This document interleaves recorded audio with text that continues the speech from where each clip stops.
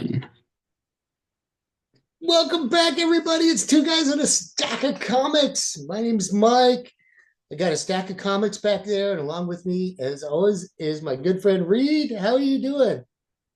Doing good, sir. College football playoffs, NFL playoffs, college basketball, NBA, NHL. It is a prime time to be a sports fan right now. So that's good. And we're talking comics. So always good when those two things are going at the same Today, time.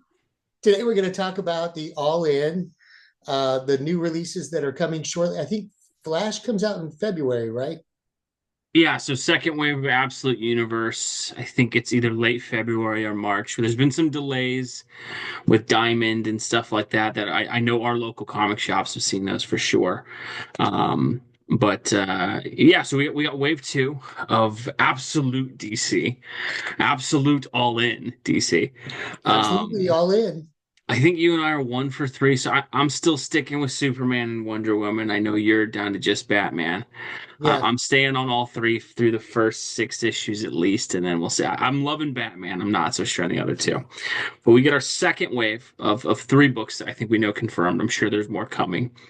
But we'll just kind of tackle these one at a time. So we're getting an absolute Green Lantern, we're getting an absolute Martian Manhunter, and we're getting an absolute Flash. Given that we're talking with you, Mike, and the Flash is your absolute favorite character, we're gonna lead with the details we have on the Flash book so far.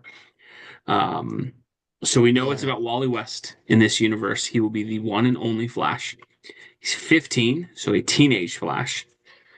Barry Allen will be in the book, but they say not in a role that you expect.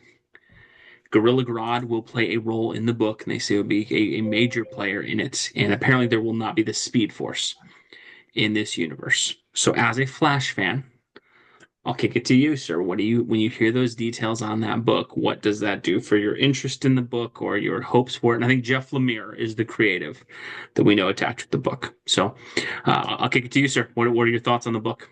well, for any Flash book, I'm cautiously, hopefully optimistic. I will say this: the costume design they released with the the costume design looks pretty cool. It's going to be black and red, and then he's going to have the red hair flowing That at kind of top. carrot top out, Wally Yeah, West yeah. hair. Which is the original design to have the top open from, well, not the original, but when they reformed the design in Flash 135, and he came out with the yellow red suit with this hair out top. That's really cool. I always thought that was a great costume design. Thank you, Carmine Infantino, for doing that. And so I love Gorilla Grodd. So Grodd good, costume good, writer seems good. Um, Barry not being the Flash, not so good. And no Speed Force. So originally in Flash comics, there was no such thing as the Speed Force. That is a modern concept that was brought in much later. So I don't have a problem with there not being a Speed Force.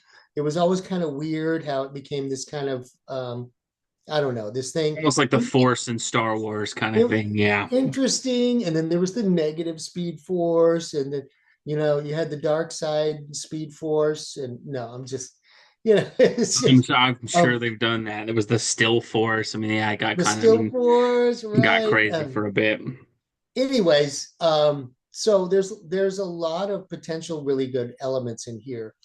So if Wally's the only speedster, I'll roll with it. I think that's kind of cool. And maybe Uncle Barry is just, plain old Uncle Barry, police scientist. I love Barry as just his regular character, police scientist. So I don't mind that if they tell a good Barry story without his superpowers. They seem to be doing that a lot these days, and maybe not. So, so Yep. anyway, I'm okay with it. And I know all the modern Flash fans, Wally is their Flash, and they are getting their version of the Flash. So I'm happy for them. They didn't know Barry because Barry stayed dead for more than 25 years. So what are you going to do? So I can start with the positives. I'll definitely buy it. Jeff Lemire is a good writer. He did a good run on Green Arrow. One of the only real standout parts of the New 52 is his Green Arrow. He was pretty good on Old Man Logan when he was writing that book. The book really kind of fell off when he left that. So he's written a variation of different characters pretty well. And one of the only DC All-In books that I think is doing really well is his JSA comic that he has out right now is really well written. So him being the writer gives me a lot of hope that it will at least be a competently written comic book. Um, the 15-year-old angle of Wally being a teenager, maybe they go with like a Peter Parker-esque vibe of him trying to balance things. And I think that's fertile ground for storytelling. So I think that I, could be I interesting.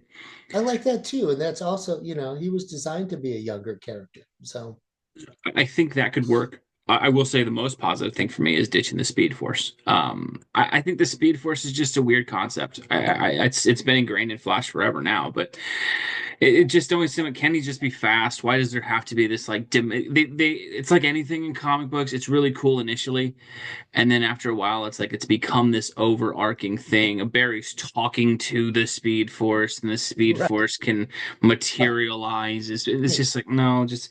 And again, you can do good storytelling with it, but I will say that's a huge selling point of the comic for me that we're ditching the Speed Force. Sure. Um, I don't like Wally being the Flash in the book. I'll be honest on it. Now, I will say I appreciate that DC seems to be, even though I don't agree with the decision, going that Wally West is the Flash in our universe now. You and I talked about this.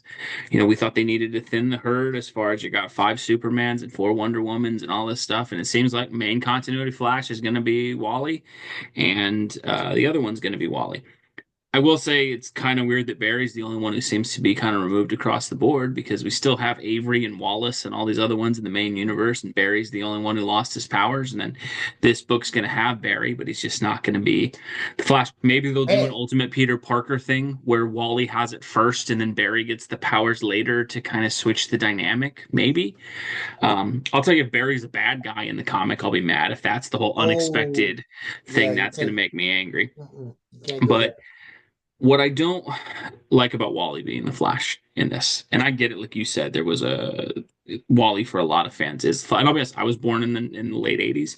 Wally was the Flash in the comics when I was a kid. He was the Flash on the Justice League series.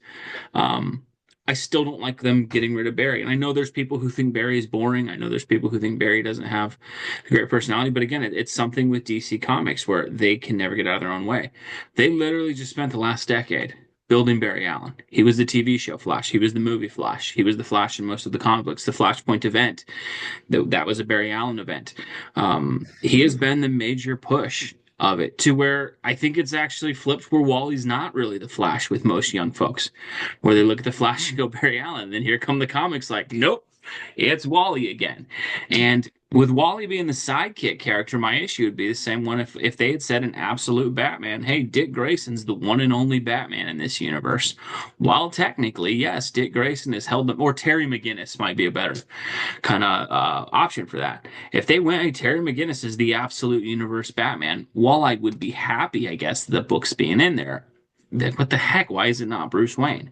And so I do think I would say of the three that we're going to talk about, I think this has the best chance of being good, as long as this Barry Allen is in an unexpected role thing is not Barry is a bad guy or something like that, or No this Barry Bash. universe is if No Barry's Barry this Bash. universe is Captain Cold or this universe is Reverse Flash, that's going to be really stupid. That would be But cheap and I dumb. do think it's got potential, and I will say much like this first wave. My faith in the book comes from Jeff Lemire being the writer, similar to Scott Snyder being the writer on Batman. So I would say I'm cautiously, like you, optimistic on the Flash book. I don't like that it's not Barry, but Wally, I think, unlike Batman and Superman, Wally does have a really significant legacy as the Flash. And He does. some of those early ones, I think Mike Barron was the writer on the early Wally when he took over the title, were great comics. So I think that'll be really, really interesting. The second book, this is the one I would say I'm the least optimistic about. Green Lantern. So the details we have on this, Al Ewing, famous for Immortal Hulk. I believe he's on Thor right now. I will Yes. say I'm not a huge Al Ewing guy. I dropped Thor. I wasn't enjoying that story. I know some people have. Again, tastes, personal tastes, right? But he is taking on Green Lantern.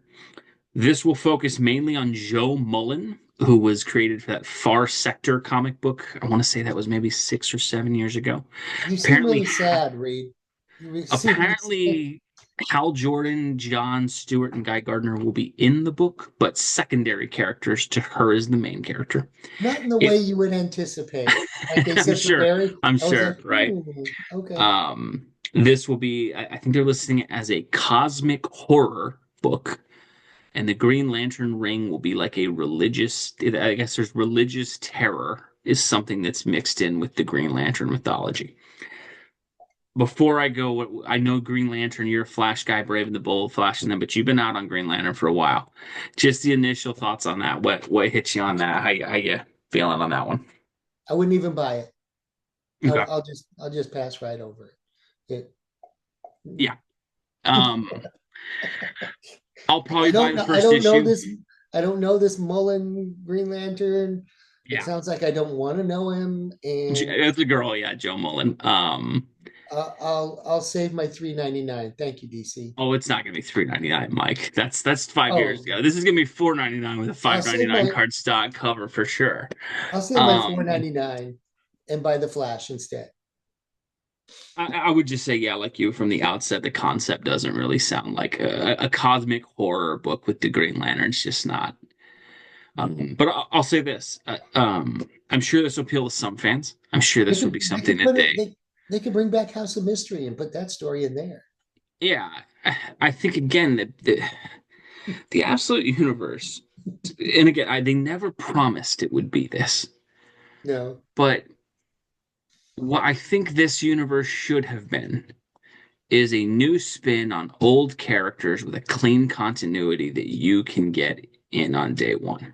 yeah, And where this book makes him, I think with Wonder Woman and Superman, and again, I'm not going to do like a post mortem on those yet because they could still get there. But Wonder Woman's not Wonder Woman. It's Yennefer from The Witcher with Furiosa's arm pretending to be Wonder Woman. I already Superman right dropped now it. doesn't seem to be Superman. I already And dropped that again, one. I get it's a new universe. We're not trying to do old things. I got you. I just think again, how far do you twist and contort the character before it's not the character anymore? And I'm not saying they'll do that with Green Lantern, but look, the push for characters like Joe Mullen, um, Green Lantern is Hal Jordan or John Stewart. And that is the recognizable Green Lantern. When you try to take a fourth tier character like Joe Mullen, and I'm sure that Far Sector comic had its fans, I'm sure people liked that. I know it won a bunch of awards, not based on sales, but based on, awards that they hold. But the whole thing is, your chance to succeed is going to be giving fans the main character, which you could have easily made Jon Stewart, who's very popular from the That's a Justice League winning combo cartoon, right there. That's a or comic I Hal would have bought. Jordan. I would have bought a John Stewart Absolute All In. And it just cosmic horror, green. It could work. It's just again, what are we doing as far as like is this really the approach? What I think has happened If it with would have DC, been if it would have been John Stewart Cosmic Horror, I would have bought it. even that, like the biggest thing that I'm not I a would have fan checked of it with out. Maybe Scooby Doo will appear. I don't know. get the mystery machine in space. Yeah. Um, the biggest thing that I don't like that DC does sometimes, I feel like there's easy wins and instead they try to get too cute. It reminds me of like a football team that's like, instead of just throwing the pass downfield, we're going to try a double reverse flea flicker pass. It might work. It might. But your likelihood that you could just throw a screen pass and that might work instead is Yeah, better. that double reverse, more often than not, they get caught in the backfield. And that's the thing is, this will either be a massive success or a massive failure. And I guess big swings, I guess they're saying all in. I will just say from the outset, I would not have expected a Green Lantern comic book where I'm like, okay, not the Green Lantern I wanted, not focused on anything there. You got like seven Green Lantern. You could have made it Kyle Rayner. You could have made it Guy Gardner. You could have made it John Stewart. You could have made it Hal Jordan. You could have done a bunch of different ones. Um, could it work? I guess. But cosmic horror with religious theming and Joe Mullen as a lead character. Okay. Okay, I do what you will, I guess, DC Comics, but that seems like a very I don't know why you wouldn't have just gone with the John Stewart gets the ring, more grounded universe kind of thing. That could have been your book, but that's what you want to go with. Okay. Last book we'll talk. This is the third one we have. Martian Manhunter. Absolute Martian Manhunter. I think it is Dennis Camp who is on the Ultimates, which I will say is a warning sign for me. Because I dropped the Ultimates, which was a comic that had Captain America, Iron Man, and Thor, and it made me drop the book. But apparently, this will focus on being an outsider. Martian Manhunter will, I guess, not actually be from Mars. So I don't know why he's Martian Manhunter based on the details. But it seems like it's going to be a comic book that he uses his shape-shifting ability to blend in and then kind of explore differences in the world. Your thoughts on that, this last one? I'm not buying that either. Okay. And I love Martian Manhunter, so I'm 1 for 2 on this round as well. I'm not even buying the first issues of the other two. I'm just, Martian Manhunter intrigues me enough to buy it. I don't know if Dennis Camp is the writer, if I'll be on it long, because I but he's not even really, from Mars, so Martian Manhunter is not yeah, I from. don't really. Maybe I'm hoping that's details wrong. That just seems really weird. Let's do it. It's in the name, Martian Manhunter. Like, why is he called? Maybe maybe it'll be he gets branded a Martian because he looks like an alien, and so people, I could see them trying to explore it. I will say the only thing that I can find the positive in this, and where I will check out at least the first issue. John Jones is a cool character who really, I mean, Love you want John to see Jones. him used really well. Darwin Cook, New Frontier, the way he uses Martian Manhunter in that comic, Brilliant. fantastic. Wasn't it Uh, brilliant? in the Justice League cartoon, similarly, and I think even Scott Snyder did a run on Justice League a few years back where they used him pretty well. He is a character that I think is so ripe for exploration. He should be such a cool comic book character. I think you could do so much with him. So the potential of the character is the only reason I'll buy that book. I will say, I think it's Javier Rodriguez on art, and he's pretty good on art. I Dennis mean, that was Camp scares great. me though. Dennis Camp scares me in that the Ultimates I'm not went off familiar. the rails pretty quick. And again, I know there's people who loved the What was weird with the Ultimates was I loved the first issue. I think I loved the fourth issue, and then I liked like the fifth or sixth issue, and then there was like every other issue. It was like a home run or like an embarrassing strikeout. And so eventually, my worry with it is the Ultimates was a book that like. The entire premise was this is this new universe, but then everything was about contemporary American politics. It's like you literally have created a book that's set in a world where America doesn't exist, yet you're still complaining about America 2024, or addressing issues about America in 2024, which again, you can do that. I'm not saying you can't. It's just kind of hard to do that in a book where America doesn't exist in the comic. Like literally, this would be the one universe where that probably wouldn't be the smartest way to go. I'm an Um, old guy buying comic books. I want to escape. That's why I buy them. Like, yeah, why I else mean, would an no, old I get man that too. go down to a store and buy a comic book? It's Well, and because I want good fun. I want escapism. If I want to think about troubling issues, there's other outlets for that. This is my escape medium. I like it. we'll probably have to, and then this is the hard part. It's impossible to talk about politics and comics without things just turning into the two sides of extremes, throwing rocks at each other and blaming everybody and using all the buzzwords that everybody uses. I will say, look, comics have always explored politics. That's always been in there. But there's a way to do it where you can blend it into the narrative and you get the message, but it's still a fun superhero story. And I will say, Dennis Camp, from what I've seen, doesn't really seem like he's the writer who does that. Instead, it is politics that happens to be in a superhero thing with all the subtlety of a sledgehammer. And whether you agree with his side or not, I'm not telling you which way you should feel. I would just say, thus far, what I've seen, the politics is first, and if you happen to enjoy the superhero content, good for you. And I think that's out of whack where it should be superhero story. Hey, I'm going to put my politics in it too. And you can enjoy the superhero story The, and get a political message instead of it's a political message with the dash of the superhero. best way it was done was, in the X-Men in the early 60s, and then the Chris Claremont. I mean, they sprinkle it in, and Oh, and it's sometimes you'd get there. an issue that really brought it to the forefront, obviously, very much There so. But was the mo a very special episode of Blossom. no, Yeah, and like I mean, you obviously, know, look, and there's been books. I mean, look, Captain America has had some incredibly overt political things that were right in your face. But again, it that's a was a character that Captain America leans. story first. Yeah. Yeah, And again, I would say that you can point out 10 or 12 issues of Captain America where that's been like, hey, the whole issue is a very thinly veiled thing of a shot at a modern political issue. Dennis Camp, so far to me, even when he's bringing up political points that I agree with in the comic books, I'm like, this is still supposed to be like an Avengers comic book. Like you could try to do a little better. So we'll see. I will say he concerns me a little bit, but I will say I think I am in on the first couple of issues just because the character of Martian Manhunter and Javier Rodriguez, if he is actually on art, he's a really good artist. So we'll see. I, I think I'm buying two of the three. I don't know if I'll check out the first Green Lantern. That's probably the one I just don't know why that was the approach they took.